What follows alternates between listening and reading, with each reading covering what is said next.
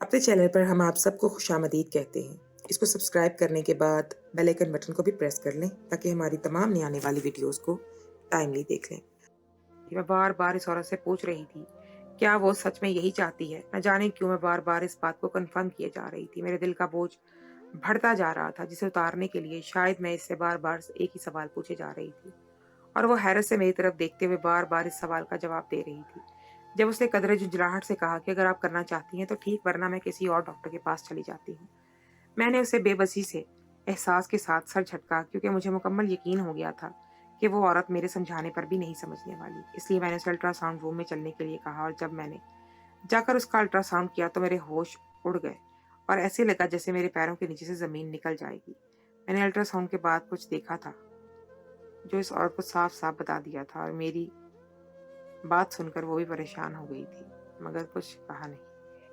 फिर उसने दोबारा रिस्क लेने का फैसला किया और मुझे अपना काम करने के लिए कह दिया। मैं कुदरत के असूल पर हैरान थी कि वो किसी को मुकम्मल तौर पर नवाज देता है और किसी को बिल्कुल ही खाली झोली के साथ रास्ता छोड़ देता है।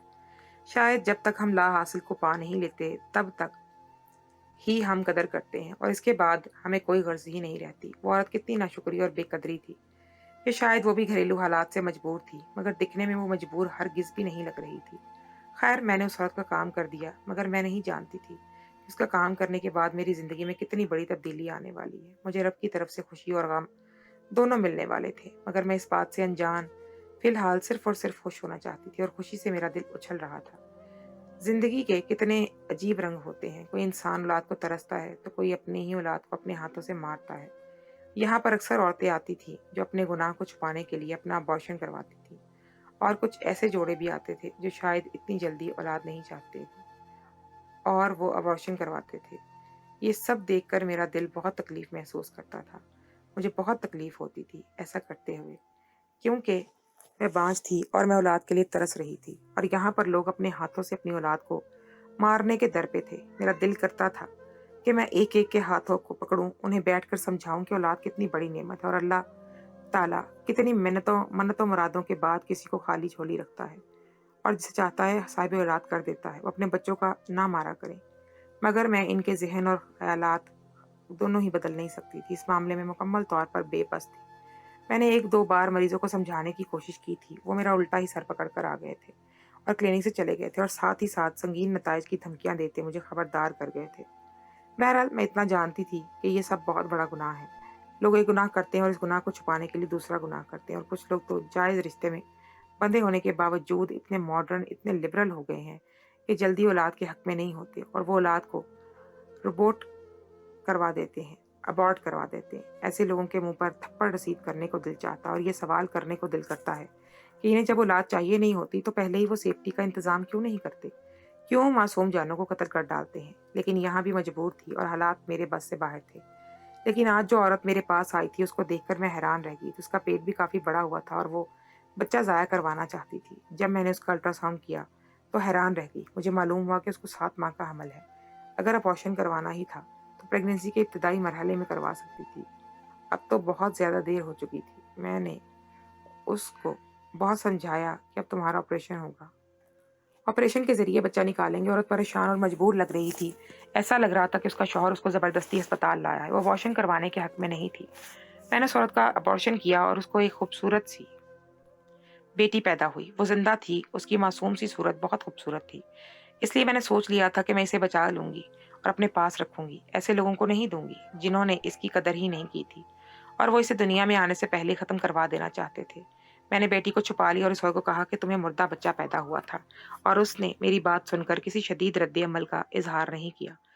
अपने शौहर के साथ वापस चली गई। मैं उसके पत्थर दिल पर हैरान थी। माँ का ऐसा रूप देखकर मेरा यकीन करने को दिल नहीं करता था। मैं इस बच्ची को छुपती-छुपाती अपने घर ले आ गई।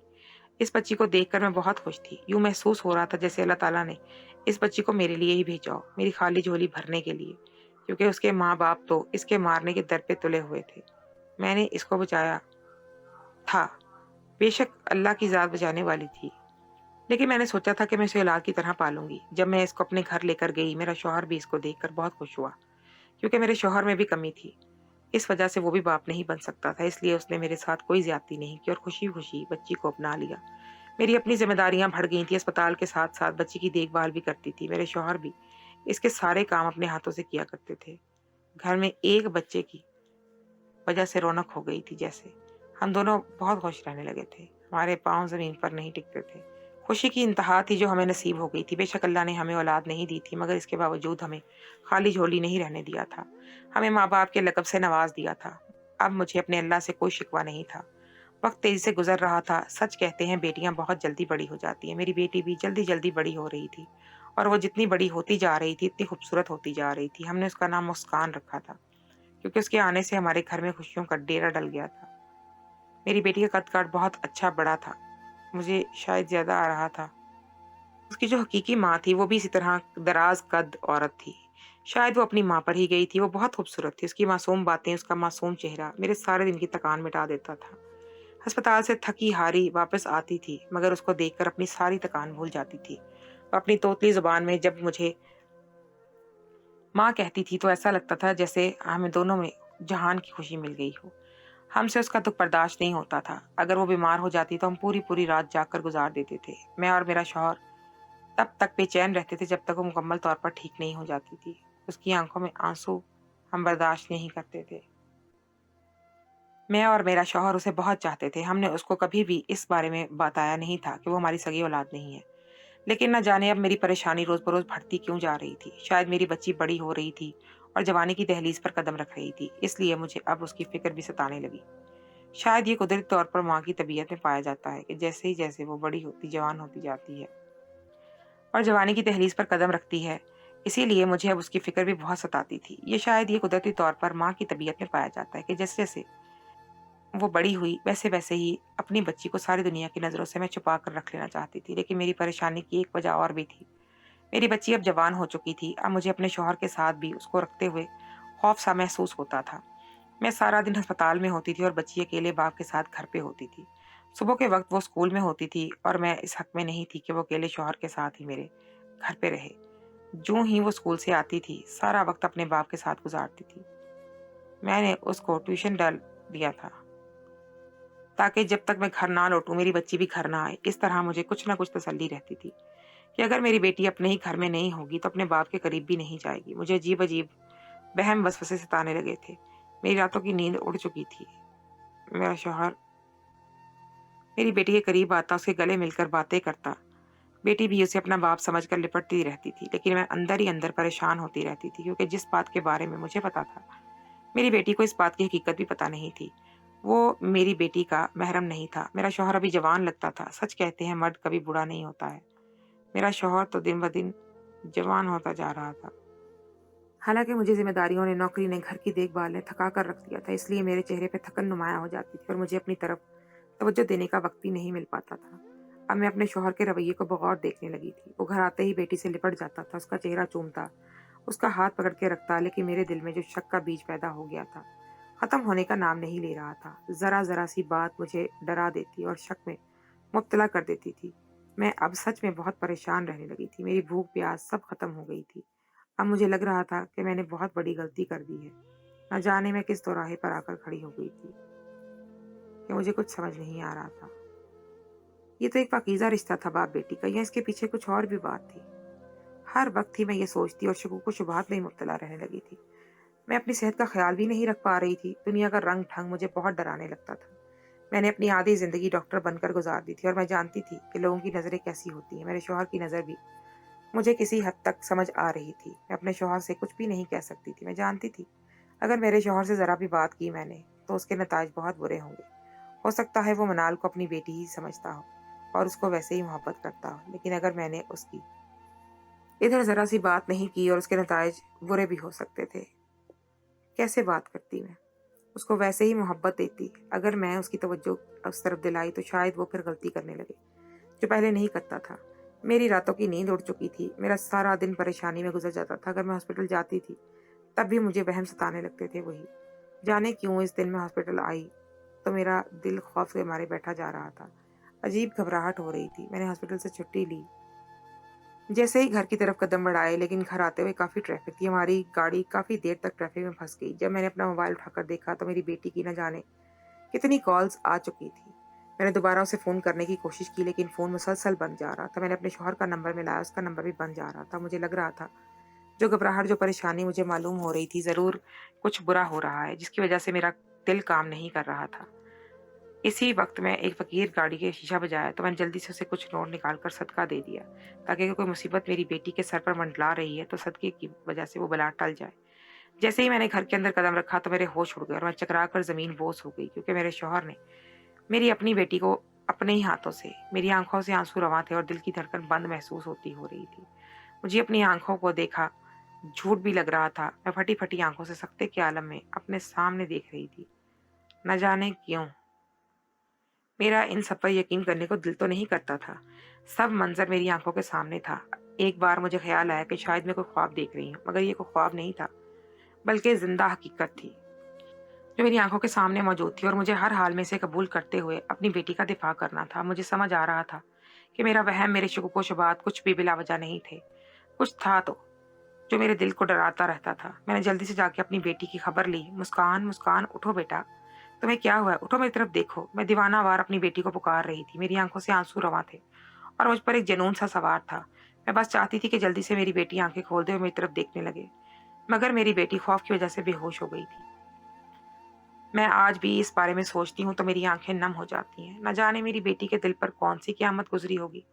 अपने बाप का ऐसा रूप उसने कैसे देखा होगा और बर्दाश्त किया होगा, ये सोचकर ही मैं रोने लगती हूँ।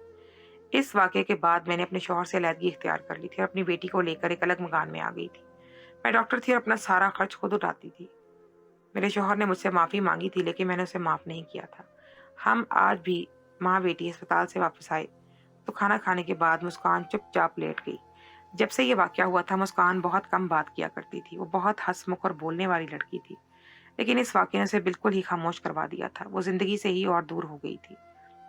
ऐसा लगता था जैसे कोई ज़िंदा लाश हो, जिसके साथ मैं बातें कर रही हूँ। वो मेरी बातों का जवाब भी नहीं देती थी, बस हूँ हाँ करती रहती थी। मैं अब दिल ही दिल में अपने किए पर बेहद ज़्यादा पछता रही थी। मैंने जो मुस्कान को अपने पास रख कर किया था, उससे अच्छा किया था कि मैं मुस्कान को उसकी माँ को दे देती।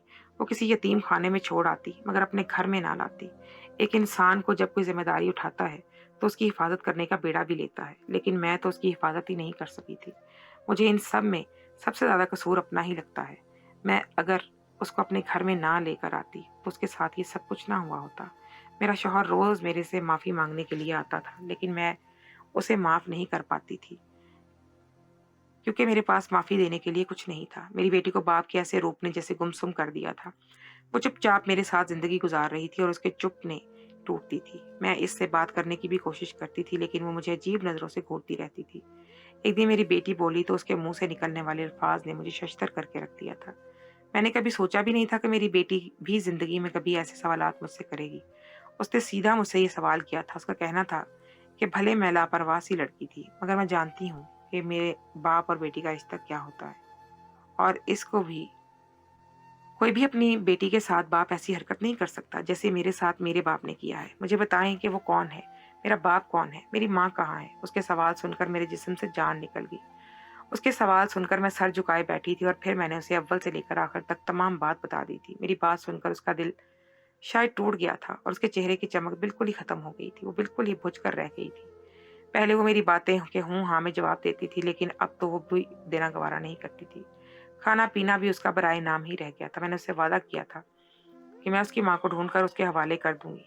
मैं बार बार उससे मांगती रहती थी, लेकिन वो थी मेरी तरफ देखना भी गवारा नहीं करती थी, और उसकी आंखों में नजर आने वाली नफरत मेरे दिल में उसके लिए उसकी आंखों में जो नजर आती थी नफरत, मुझे वो मेरे दिल को जलाती रहती थी। मेरा शौहर आज फिर से दरवाजे पर खड़ा हुआ था और बार बार मुझसे माफ़ी मांग रहा था, लेकिन मैं उसको माफ़ करने के हक में तो बिल्कुल भी नहीं थी। अचानक मनाहिल ने उसकी तरफ देखा, क्योंकि मैं तो उसको माफ़ करने के हक में बिल्कुल भी नहीं थी, और उसकी तरफ देखकर चीखना शुरू कर दिया। इस वाक़ये के बाद भी वो वैसे ही बहुत हसास हो चुकी थी और अब तो बाकायदा चीखने लगी थी। उसकी ज़हनी हालत ख़राब होती जा रही थी। वो तो मैं एक डॉक्टर थी, इसलिए उसकी ज़हनी हालत को मज़ीद ख़राब होने नहीं दिया था। मुझे आज भी वो वक़्त याद था, जब मैं घबराहट के आलम में घर आती थी और उसके बाप के कमरे में दाखिल हुई थी और उसके आगे का मंज़र देखकर मेरे होश उड़ गए थे। मैंने देखा था कि उसका बाप मुस्कान के साथ ज़बरदस्ती करने की कोशिश कर रहा था। मुस्कान ने घबरा कर मुझे कॉल्स की थी, लेकिन एक की मसरूफ़ियत की वजह से मुझे कॉल उठाने की इजाज़त ना दी। मुस्कान मुझे देखते ही जल्दी से मेरे पीछे छुप गई और रो रो कर कहने लगी कि मामा, बाबा मुझे बचा लें बाबा से, ये मेरे साथ कुछ गलत करने की कोशिश कर रहे हैं। मुस्कान ने मुझे छुप छुपा कर कॉल की थी, लेकिन मैं उसकी कॉल रिसीव नहीं कर पाई थी और यही मेरी सबसे बड़ी गलती थी। मैं डॉक्टर थी और मैंने मुस्कान को घर पे ही काबू कर लिया था, क्योंकि मैं जानती थी कि ऐसे केस में इंसान की नफ्सियात कैसी हो जाती हैं। वो चीखने चिल्लाने लगती थी और अपने हवास खो बैठती थी, और ये बात मुझे बहुत ज़्यादा परेशान कर रही थी। लेकिन मैंने उसे इसकी हालत के मुताबिक काबू कर लिया था। इंजेक्शन लगाकर सुलाने के बाद मैं अपने शौहर के पास पहुंच गई थी और उससे इस अमल की वजह पूछने लगी थी। तो उस वक्त मेरे शौहर ने बहुत ही दलेरी से अपने जुर्म का इकरार कर लिया और कहने लगा कि मैं बहुत अरसे से मुस्कान तक रसाई हासिल करना चाहता था, लेकिन तुम्हारी वजह से मुझे ये मौका नहीं मिल रहा था। आज भी मैंने उसे तकरीबन हासिल कर लिया था, मगर तुम पहुंच गई। तुमने मेरा सारा मंसूबा बिगाड़ दिया। मैंने अपने शौहर से लड़ने की कोशिश की और उसे याद दिलाने लगी कि मेरी बेटी है वो। तो मेरे शौहर ने जो बात कही उसे सुनकर मेरे सर पर सातों आसमान टूट पड़े और मुझे अपनी गलती का शिद्दत से एहसास हो गया। उसने कहा था कि कोई बेटी बेटी नहीं है, मुझे मुस्कान से बड़ा अट्रैक्शन होती है। मैं उसे प्यार करने लगा हूँ। तुम्हारी ये बेरौनक शक्ल और सूखा वजूद देखकर मैं थक गया था। मैं कोई ताज़ा और ज़िंदगी से भरपूर लड़की चाहता था। इसलिए मैंने मुस्कान के साथ ताल्लुकात कायम करने की कोशिश की, लेकिन वो इन सबको बाप वाली मोहब्बत समझती रही और मेरी आंखों में मौजूद पैगाम को नहीं समझा। इसलिए आज मैंने उसे बता दिया कि ताकि मैं उससे मोहब्बत करता हूँ और उससे शादी करना चाहता हूँ। मेरी बात सुनकर गई और बोली कि बाप बेटी के दरमियान का ऐसा कोई रिश्ता नहीं होता है, और फिर बदतमीजी करने लगी। मैंने उसके साथ ताल्लुकात कायम करने चाहे, लेकिन मुझसे हाथ छुड़ाकर कमरे से भाग गई और वहां जाकर तुम्हें कॉल्स करने लगी, लेकिन मुझे इस बात का पता ना चल सका। मैंने किसी तरीके से कमरे का दरवाजा खोल लिया और अभी उसे हासिल करने ही वाला था कि तुम पहुंच गई। वो गुस्से से कफ उड़ा रहा था और जो मुंह में आया वो बोल रहा था। उसकी अकल पर पत्थर पड़ गए थे। इसीलिए उसने इन सब बातों को मेरे सामने इकरार कर लिया था, और मैं जो बुत बनी खड़ी थी खींच कर उसके थप्पड़ मुंह पर मारा और वापस जाकर मनाहिल के साथ उसके कमरे में बंद हो गई थी। अगली सुबह मैंने अपना मुख्तसर सा सामान पैक किया और उसे लिए अपने डॉक्टर वाले क्वार्टर में आकर रहने लगी थी। क्वार्टर मुझे अस्पताल की तरफ से बहुत पहले दिया गया था, लेकिन मैंने वहां पर एक बड़ी अम्मा को रखा हुआ था, क्योंकि मुझे उस क्वार्टर की कोई जरूरत नहीं थी और अम्मा जरूरतमंद थी। अब मैं अम्मा के साथ ही वहीं पर रहने लगी थी। मेरा शौहर अब मुझसे माफी मांगने लगा था, लेकिन अब तक बहुत देर हो चुकी थी। मैंने उसे खुला के पेपर भिजवा दिए थे। उसके बाद मुझे माफी मांगने आता रहता था, लेकिन मैंने इसे किसी सूरत भी माफ नहीं करने का ठान लिया था। उसने मेरी बेटी पर बुरी नजर डाली थी और मुस्कान से भड़कर इस दुनिया में मुझे कोई प्यारा नहीं था। अब मुस्कान के सवालों ने मेरी सारी हिम्मत खत्म कर दी, और जब मैंने उसे बताया था, वो मुझसे भी नफरत करने लगी थी। मैंने उसे बता दिया था कि उसको माँ उसे रखना नहीं चाहती थी, कत्ल कर देना चाहती थी, जिस पर उसके अल्फाज ने मुझे हैरान कर दिया था। उसका कहना था कि इससे तो अच्छा था कि आप मुझे मरने देती, वहीं पर मुझे मरने के लिए छोड़ दिया होता। बड़ी होकर कम से कम मुझे इस क़यामत से तो गुजरना ना पड़ता। मैं इसकी तकलीफ को समझ सकती थी। वो मेरे शौहर से अपने बाप की तरह ही प्यार करती थी। वो मुझसे ज़्यादा उसके करीब थी, क्योंकि वो उसी के साथ ज़्यादातर रहती थी। मैं तो अस्पताल में ड्यूटी पर होती थी। उसका बाप ही उसे संभालता था। न जाने उसके दिल में बेटियों वाला प्यार क्यों नहीं जाग सका था। मुस्कान ने बोल दिया था कि वो अपने असली माँ बाप से जरूर मिलना चाहती है। मेरे दिल को धचका लगा था। मेरी इतनी सालों की मोहब्बत ने कुछ असर नहीं किया। मुस्कान मेरे साथ नहीं रहना चाहती थी। हालांकि इस सारे किस्से में मेरा तो कोई कसूर नहीं था, मगर मैं मुस्कान की खुशी में खुश थी।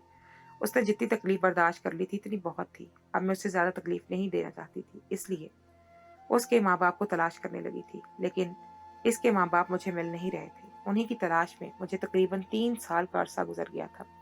एक दिन मैं अस्पताल के स्टोर में गई तो वहां पर एक केस पर काम करते हुए मुझे इसी 80 साल मरीजा के पाँव का रिकॉर्ड रजिस्टर मिल गया, जिस साल मुस्कान का ऑपरेशन किया गया था। मैंने जल्दी से रजिस्टर खोला और उसकी माँ का नाम तलाश करने लगी, और मुझे वहां पर कुछ भी खास नहीं मिला था। वहां पर लिखे गए एड्रेस पर मैं गई, लेकिन वहां पर एक कॉलोनी तामीर हो चुकी थी और न जाने इनका घर कहाँ था। मैंने वहां से पता करने की कोशिश की थी, लेकिन एक चीज तो कारामद मेरे साथ हाथ लगी थी। वो ये थी कि मुझे वहां से मुस्कान के असली बाप का आईडी कार्ड नंबर मिल गया था। मैंने नादरा दफ्तर जाकर इस नंबर को ट्रेस करवाया और तमाम तफसीलात निकालने का सोच लिया था। मैं डॉक्टर थी, तो ये काम आसानी से हो सकता था। अगले दिन तमाम मसरूफियात को पश्चात पुश्त डालकर मैं नादरा के दफ्तर गई और वहां जाकर इस सिम का तमाम रिकॉर्ड निकलवा लिया था। उन्होंने मुझे सिम कार्ड डेटा देने के साथ साथ मियाँ बीवी के नाम और एड्रेस वगैरह भी दे दिए थे। मैं वो लेकर घर पहुंची और जैसे ही घर में गई तो मुस्कान ने मुझे देखकर फिर से निगाह फेर ली थी। मेरा मुस्कान के हाथ चूमते हुए उसे कहने लगी कि मैं तुम्हारे माँ बाप को तलाश कर रही हूँ।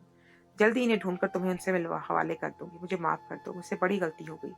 लेकिन इस वक्त जो मुझे सही लगा मैंने वो किया। अल्लाह अगर मुझे इस बारे में जानता है कि इल्म होता कि तुम्हारे माँ बाप तुम्हारे साथ ये हरकत करेगा, तो कोशिश करेगा ऐसी कोई, तो मैं तुम्हें खुद अपने हाथों से मार डालती, लेकिन कभी भी अपने घर लेकर जाने का फैसला नहीं करती। मेरी बात सुनकर मुस्कान ने एक नज़र मेरी तरफ देखा। मुझे लगा था कि शायद उसका दिल पिघल गया है, वो मुझे माफ़ कर देगी, मगर ऐसा कुछ ना हुआ। उसने निगाह बदल ली और चुपचाप जाकर सोने के लिए लेट गई। उसकी नफ़रत मेरा दिल चीर रही थी, लेकिन मुझे बर्दाश्त करनी थी। कभी-कभी मैं इसके बात के बारे में सोचती थी कि मुस्कान कितनी खुदगर्ज़ है। मैंने सारी ज़िंदगी उसे अपनी मोहब्बत दी, लेकिन उसे मेरी मोहब्बत का ये जवाब देने में कोई मुश्किल नहीं हुई। लेकिन फिर भी मैं यही सोचती कि मुस्कान कितनी तकलीफ़देह वाक़ये से गुज़री, उसके बाद भी उसकी नफ़रत तो कुछ भी नहीं है। वो जितनी हम दोनों से नफ़रत करती, इतनी ही कम थी। अगर उसके अपने माँ-बाप उसके साथ ये सलूक किया होता, तो उसे ये मौका भी फ़राहम नहीं किया था। हालाँकि मैंने लाख एहतियात की कोशिश की थी, मगर फिर भी उसने अपना काम कर दिखाया था। उससे अगले दिन मैं नाहिल को साथ लेकर इसी एड्रेस पर पहुँच गई थी, और दरवाज़ा खुलने के बाद माँ-बेटी जैसे ही कमरे में दाखिल हुई, तो एक बूढ़ी औरत हमारे सामने आई। मैंने उसे देखा तो फ़ौरन पहचान गई। मैंने उसे अव्वल से लेकर आखिर तक तमाम दास्तान सुना दी। उसके बाद मुस्कान का हाथ उसके हाथ में दे दिया और कहा कि ये तुम्हारी बेटी है, मुझे माफ़ कर देना। इतना बोलने के बाद मेरी बस हो गई। मेरी आंखों से आंसू निकलने लग गए, और जैसे ही मैं वापस आने लगी, तो मुस्कान ने मेरा हाथ पकड़ लिया। उसने अपनी माँ को खरी-खोटी सुनाई और मुझे अपनी माँ बोलकर मेरे साथ वापस आ गई। वापस आकर उसने मुझसे भी माफ़ी माँग ली। अब हम दोनों माँ-बेटी खुशी से भरपूर ज़िंदगी गुज़ार रही हैं।